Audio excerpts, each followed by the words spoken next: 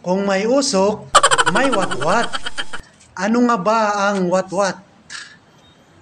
Ang watwat ay slice ng boiled pig meat na ibibigay sa iyo sa isang paanyaya, kainan o salo-salo.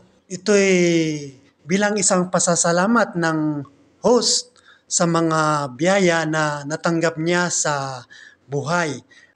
Share your blessings, ika nga. Ang host ay tatawagin ang mga kamag-anak, kaibigan, kapitbahay sa isang community para magsalo-salo. Tara na! Gaano man tayo kabisi o ano ang ating ginagawa sa buhay, bigyan natin ang ating sarili ng kahit kunting kasiyahan para mag-relax naman. At ito na nga, punta kami sa paanyaya ng aming tita para makapasyal na rin sa kanila.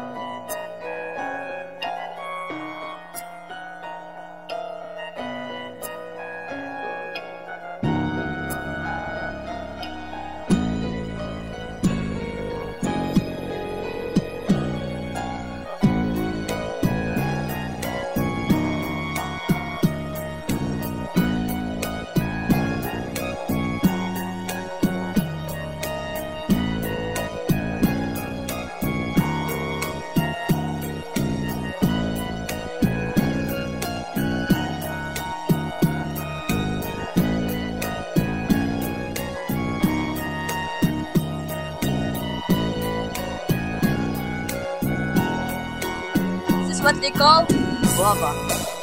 In our language lang, we call it bayabas. How I mean this is by the through bayabas. Read it again.